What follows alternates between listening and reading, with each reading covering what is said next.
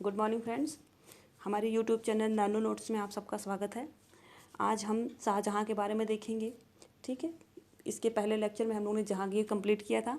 आज शाहजहाँ के बारे में देखेंगे और फिर इसके अगले वाले लेक्चर में हम लोग औरंगजेब के बारे में देखेंगे और फिर हमारा मुग़ल साम्राज्य कंप्लीट हो जाएगा। फिर हम स्थापत्य कला और वास्तुकला और उनके शासन व्यवस्था के बारे में, मुग़लकालीन शासन व्यवस्था, सैन्य व्यवस्था के बारे में देखेंगे, चर्चा करेंगे। ठीक है, तो आइए हम लोग पहले इनको कवर करते हैं। पहले मैप के माध्यम से देखेंगे कि इनका साम्राज्य का विस्तार कहाँ तक था। तो ये पोर्शन आप देख सकते हैं कि जो नीला है, नीले कलर का है, इसमें पूरा जो कि मराठास और डेक्कन प्लेटू भी कवर करते हुए पूरा कलकत्ता और इधर मद्रास, ठीक है, गोवा, मुंबई, ये पूरा जो पोर्शन था ये औरंगजेब और शाहजहाँ का साम्राज्य विस्तार था। ठीक है, यहाँ साम्राज्य था इन लोगों का, औरंगजेब और शाहजहाँ का। फिर आगे देखते हैं, इनके बारे में डिटेल में चर्चा करेंगे। तो इनका जो पूरा नाम था मिर्ज़ा साहब उद्दीन बेग मोहम्मद खान खुर्रम, अन्य नाम खुर्रम था। इनका जन्म जो हुआ था 5 जनवरी 1592 में लाहौर में, मृत्यु आगरा में 22 जनवरी सन 1666 ईस्वी में। इनके पिता का नाम जहांगीर, माता का नाम जगत गोसाई या जोधाबाई था। पत्नी थी अर्जुमंद बानो, जिनका नाम मुमताज महल होता है। ठीक है, दारा सिको इनकी संतान थी, सुजा इनकी संतान थी, मुराद इनकी संतान थी। औरंगजेब, जहाँ आरा, रोशन आरा, गौहर आरा, ये सारी इनकी संतानें थी। अबुल फज इनकी जो उपाधियाँ थी, अबुल मुजफ्फर साहबुद्दीन मोहम्मद साहिब, किरण एसानी, शाहजहाँ। ठीक है, शाहजहाँ जो उपाधि थी जहांगीर के द्वारा दी गई थी। इनकी जो राज्य की सीमा का विस्तार था उत्तर और मध्य भारत में फैला हुआ था। शासनकाल जो है 8 नवंबर 1627 से 2 अगस्त 1658 ईस्वी तक माना जाता है। शासन अवधि 31 वर्ष की थी। राज्याभिषेक जिनका 25 जनवरी सन 1628 को होता है। ठीक, धार्मिक जो मान्यता होती है, सुन्नी मुसलमान होते हैं और प्रसिद्धि जो इनकी होती है, विश्व के 7 आश्चर्यों में एक ताजमहल का निर्माण इनके द्वारा कराया गया है। ठीक है, आगे देखते हैं। इन्होंने और कई सारे अन्य निर्माण कार्य किए, जैसे ताजमहल, लाल किला, मोती मस्जिद, आगरा का मोती मस्जिद, दिल्ली की जामा मस्जिद। इनकी राजधानी दिल्ली थी। जो पूर्वाधिकारी जहांगीर इनके पिता थे, उत्तराधिकारी इनका पुत्र औरंगजेब बनता है। ठीक है, मुगल राजघराने से संबंध रखते हैं, तैमूरी वंश के होते हैं और मकबरा इनका ताजमहल का मकबरा जो कि आगरा में है। ठीक है, कहा जाता है कि शाहजहाँ अपनी न्यायप्रियता और लोकप्रियता वैभव विलासिता के कारण अपने काल में बहुत ही अधिक प्रसिद्धि प्राप्त करता है। शाहजहाँ को सम्राट जहांगीर के मौत के बाद छोटी उम्र में ही मुगल सिंहासन के उत्तराधिकारी के रूप में तो चुन लिया जाता है, पर 1627 में जब उनके पिता की मृत्यु हो जाती है तब वो गद्दी पर बैठते हैं। शाहजहाँ का जन्म जोधपुर के शासक राजा उदय सिंह की पुत्री जगत गोसाई या जोधाबाई के गर्भ से 5 जनवरी 1592 को लाहौर में हुआ। इनके बचपन का नाम खुर्रम था और खुर्रम जहांगीर का छोटा पुत्र था। ठीक है, जो छल बल से अपने पिता का उत्तराधिकारी हुआ था। बड़ा कुशाग्र बुद्धि, साहसी और शौकीन बादशाह था। कहा जाता है कि बहुत कला प्रेमी, विशेष स्थापत्य कला का प्रेमी था। 20 वर्ष की आयु में उसका विवाह नूरजहाँ के भाई आसफ खां की पुत्री अर्जुमंद बानो से हो गया था। 1611 में इनका विवाह हुआ था। यही बाद में मुमताज महल के नाम से प्रियतमा बेगम हुई और 20 वर्ष की आयु में ही शाहजहाँ जहांगीर शासन का एक शक्तिशाली स्तंभ समझा जाता था। उसने विवाह के से उसकी शक्ति और बढ़ गई थी। नूरजहाँ, आसफ खां और उनके पिता मिर्जा गियास बेग थे, जो शाहजहाँ शासन के कर्ता धर्ता थे, शाहजहाँ के विश्वसनीय समर्थक हो गए थे। ठीक है, शाहजहाँ के शासनकाल में मुगल साम्राज्य की समृद्धि, शान शौकत और ख्याति चरम सीमा पर थी। उसके दरबार में देश विदेश से अनेक प्रतिष्ठित व्यक्ति आते थे। कहा जाता है कि शाहजहाँ के वैभव और ठाट बाट को देखकर चकित रह जाते थे, जो कि बाहर से आने वाले विदेशी थे। उसके शासन का अधिकांश समय सुख शांति से बीतता था और जो उसके राज्य में खुशहाली रही थी। शासन की सबसे बड़ी देन थी कि उसके द्वारा निर्मित सुंदर, विशाल और भव्य भवन।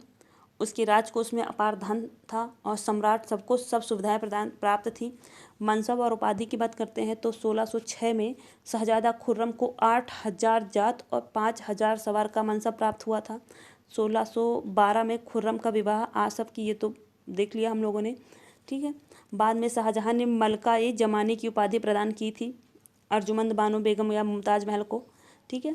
शाहजहाँ की प्रारंभिक सफलता के रूप में 1614 में उसके नेतृत्व में मेवाड़ विजय को माना जाता है।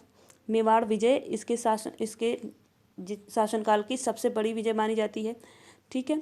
और 1616 में उसे दक्षिण में सफलता प्राप्त होती है। 17 में उसको जाके शाहजहाँ की उपाधि प्राप्त हो जाती है, ठीक है।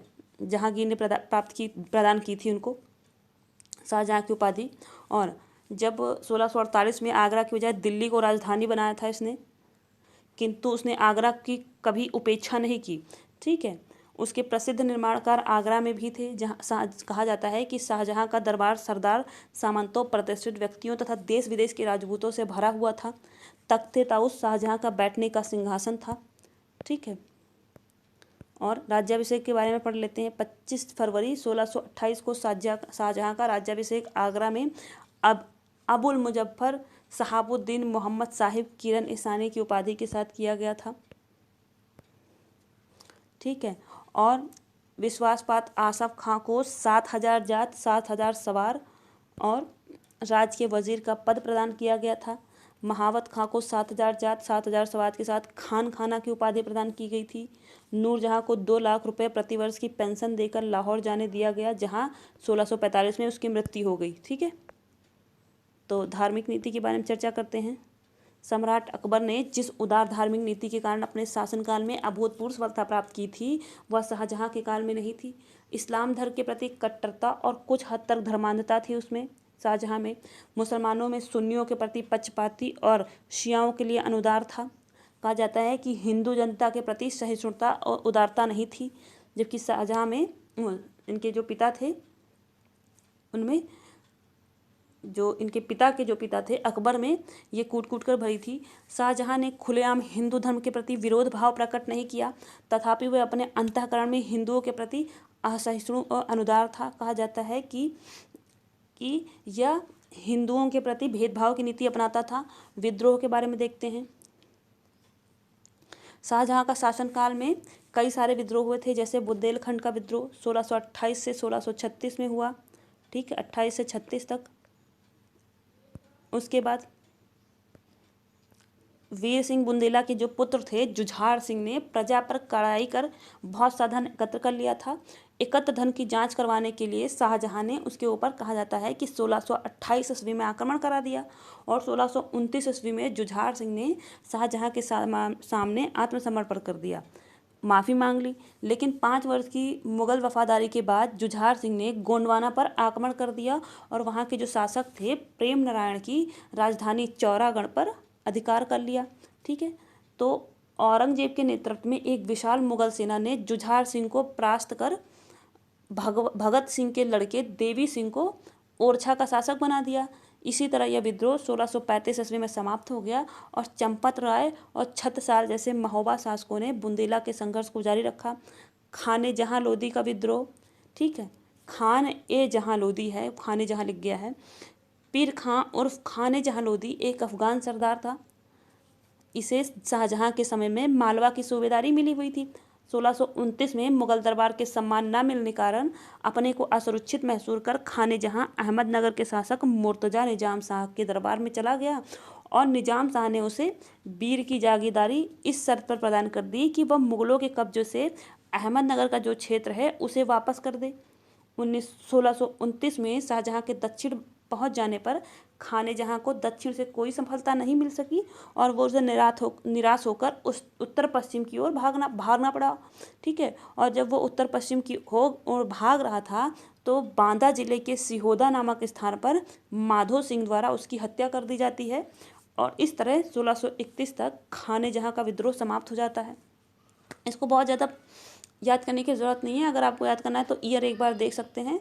बाकी बस केवल कहानी है, क्योंकि कनेक्टिविटी बननी होती है, इस वजह से इसको बताना पड़ता है, वरना ज़्यादा कभी पूछा नहीं जाता, ठीक है। तो शाहजहाँ के समय में 1630 से 1632 में दक्कन और गुजरात में भीषण अकाल पड़ा हुआ था, जिसमें भयंकरता का उल्लेख अंग्रेजी व्यापारी पीटर मुंडी ने अपने लेख में किया है। शाहजहाँ के शासनकाल में सिख पंथ के छठे गुरु हरिगोबिंद सिंह ने मुगलों का संघर्ष किया था, जिसमें सिखों की हार हो गई थी। साम्राज्य विस्तार के बारे में देखते हैं कि जहांगीर के शासनकाल में मुगलों के आक्रमण से अहमदनगर की जो रक्षा करने वाले मलिक अंबर की मृत्यु के उपरांत सुल्तान एवं मलिक अंबर के जो पुत्र था फतेह खां के बीच आंतरिक कलह के कारण शाहजहाँ के समय में महावत खां को दक्कन तथा दौलताबाद प्राप्त करने में सफलता मिल जाती है।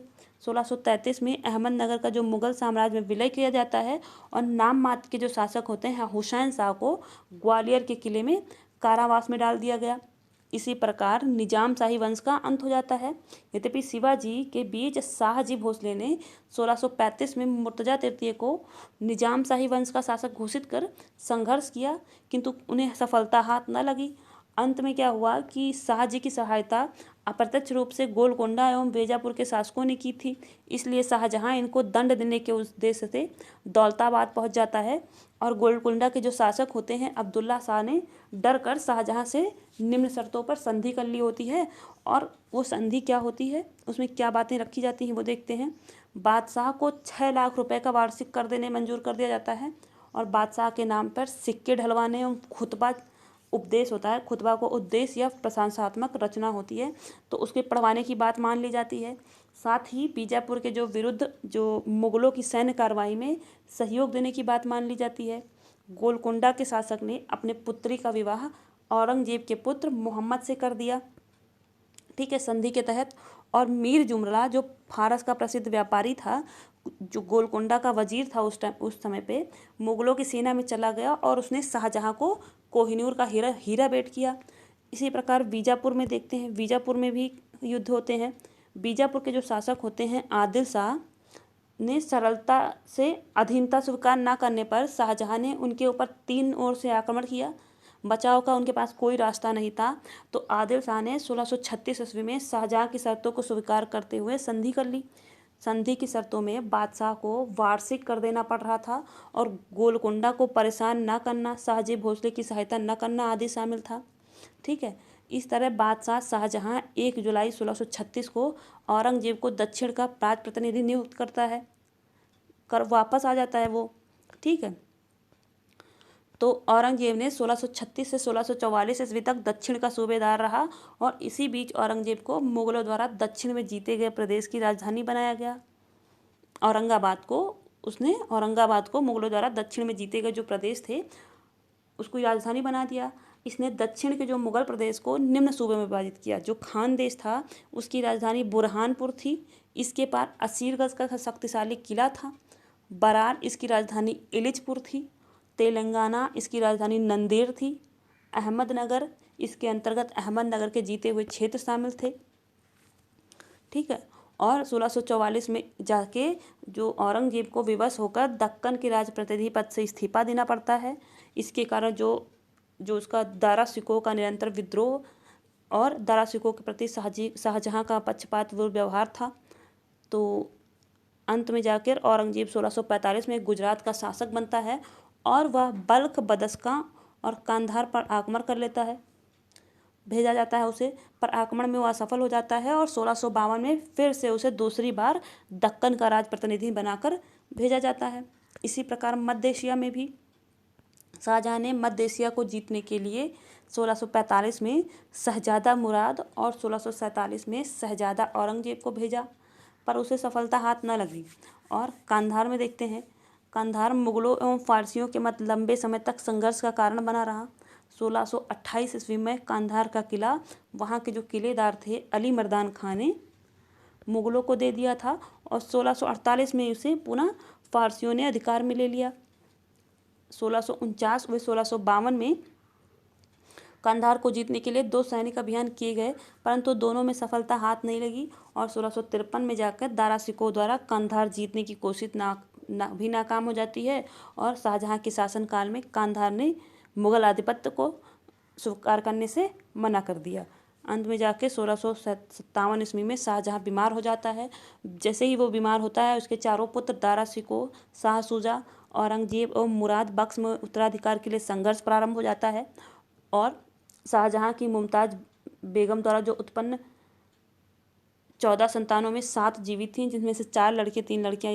ये सब पढ़ना कोई ज़रूरत नहीं है, ठीक है।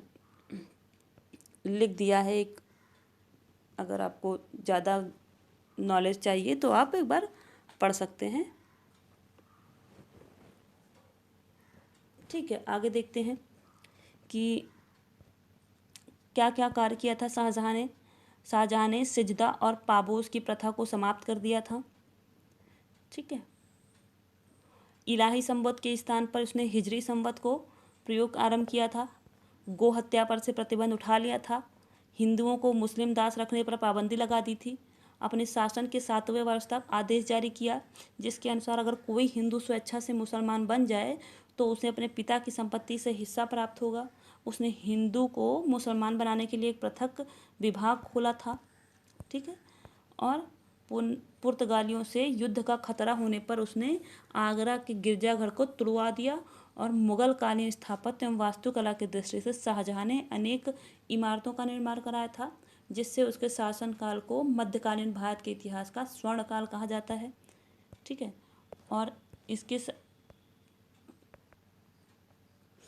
कहा जाता है कि यहाँ पे एक बार देख लीजिए कि शाहजहाँ का जो दरबारी कवि था, शाहजहाँ का दरबारी इतिहासकार कौन था? अब्दुल हमीद लाहौरी। अब्दुल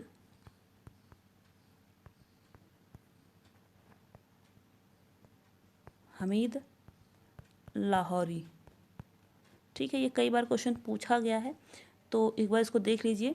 इसको मैंने यहाँ लिखना हम भूल गए हैं शायद, ठीक है।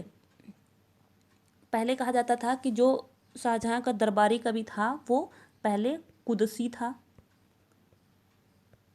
कौन था? कुदसी। और बाद में जाके अबू कालीन हो जाता है। तो ये दोनों ही वो होते हैं, दरबारी कवि होते हैं शाहजहाँ के दरबार के, ठीक है। और शाहजहाँ कृषि के विकास के लिए शाहजहाँ ने सिंचाई व्यवस्था पर ध्यान दिया था। इसने फैंज नामक नहर बनवाई थी, ठीक है। और दूसरी नहर थी नहर ए साहिब,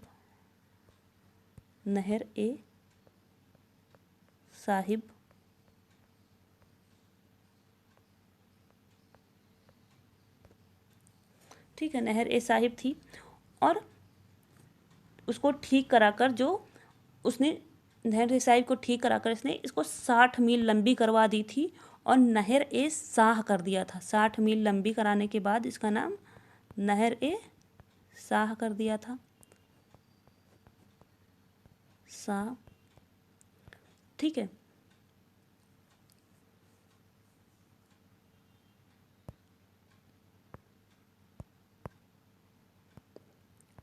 आगे देखते हैं।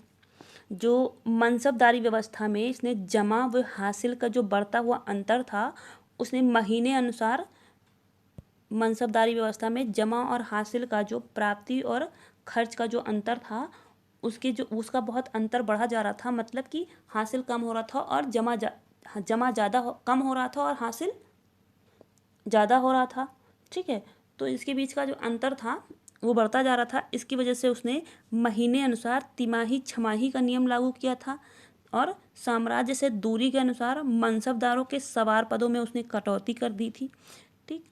तो कहा जाता है कि जो अकबर की आईने दहसाला में परिवर्तन करके इसने इजारेदारी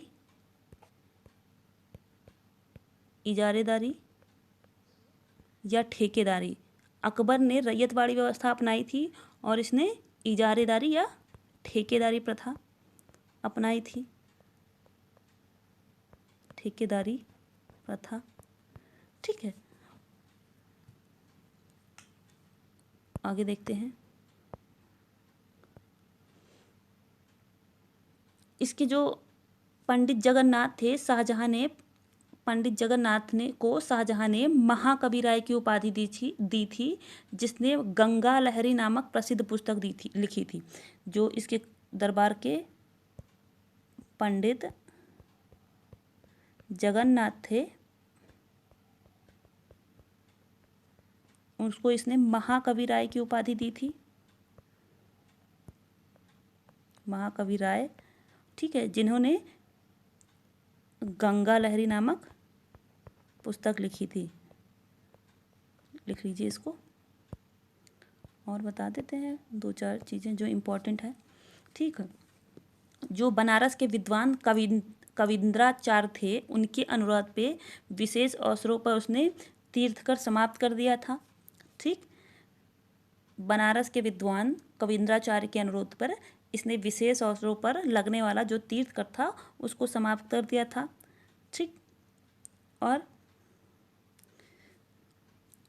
शाहजहां ने कश्मीर को लाहौर से, ठट्टा को मुल्तान से, उड़ीसा को बंगाल से अलग कर 3 नए सूबे बनाए थे, जिससे मुगल साम्राज्य में सूबों की संख्या बढ़ के कितनी हो गई थी? 18।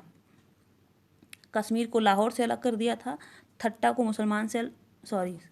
बार बार मुसलमान बोल रहे हैं, ठट्टा को मुल्तान से अलग कर दिया था, उड़ीसा को बंगाल से अलग कर 3 नए सूबे बनाए, जिससे मुगल साम्राज्य में सूबों की संख्या बढ़कर 18 हो गई। और जो मुगल साम्राज्य की राजधानी थी, इसने आगरा से दिल्ली स्थानांतरित की,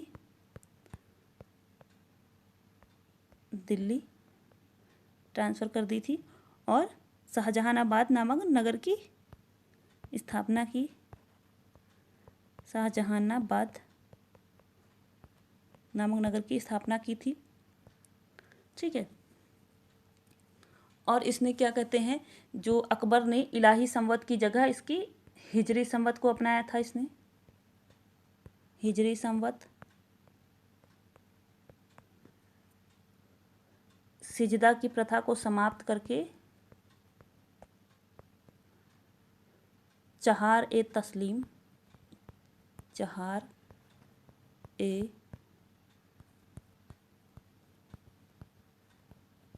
तस्लीम की प्रथा शुरू की थी, ठीक है।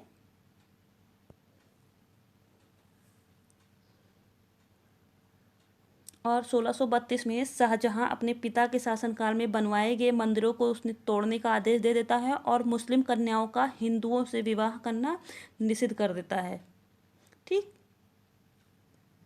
कालांतर में खंभात के निवासियों की प्रार्थना पर वहाँ गोवध पर रोक लगा देता है, गोवध पर रोक लगा देता है।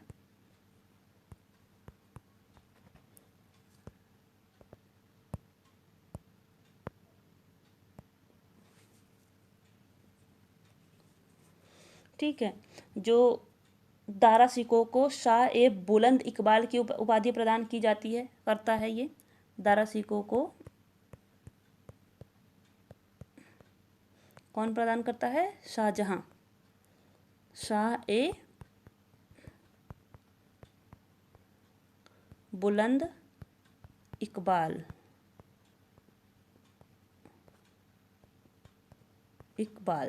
ठीक है। आगे देखते हैं, और दो चार बातें हैं, ठीक है। पहले इसको कवर कर लेते हैं कि इसके साम्राज्य में, इसके दरबार में कौन कौन से विदेशी लोग आए थे। आक्रमणकारी नहीं थे, विदेशी आए थे, ठीक है। तो शाहजहां के शासनकाल में अनेक विदेशी यात्रियों ने मुगलकालीन भारत की यात्रा की थी। 2 यात्री कौन थे? फ्रांसीसी थे, जीन बप्तिस्ते टर्वेनियर, ठीक है, जो एक जौहरी था, ने शाहजहां और औरंगजेब के शासनकाल में 6 बार मुगल साम्राज्य की यात्रा की थी। दूसरा था फ्रांसिस बर्नियर, जो एक फ्रांसीसी चिकित्सक था। इस काल में आने वाले 2 इतालवी यात्री थे, मुंडी और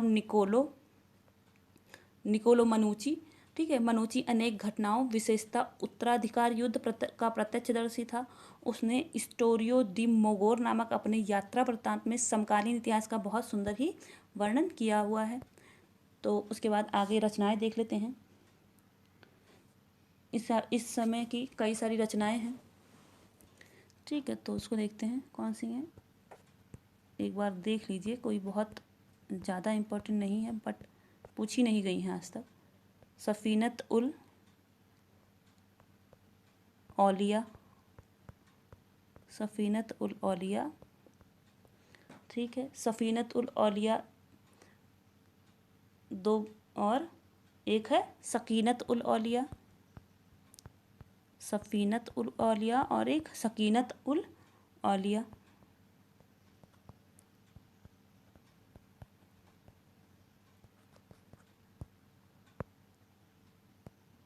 दूसरा है मज्म उल बहरीन,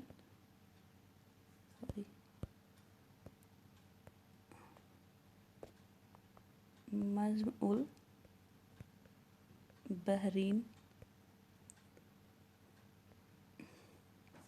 सिर ए अकबर, सिर ए अकबर, ये सब शाहजहाँ कालीन रचनाएं हैं। ठीक है, इसी के अतिरिक्त दारा की देखरेख में, दारा सिकों की देखरेख में ये दो पवित्र हिंदू ग्रंथ योग वशिष्ठ, योग वशिष्ठ, दारा सिकों की देखरेख में दो पवित्र हिंदू ग्रंथ योग वशिष्ठ और भगवत गीता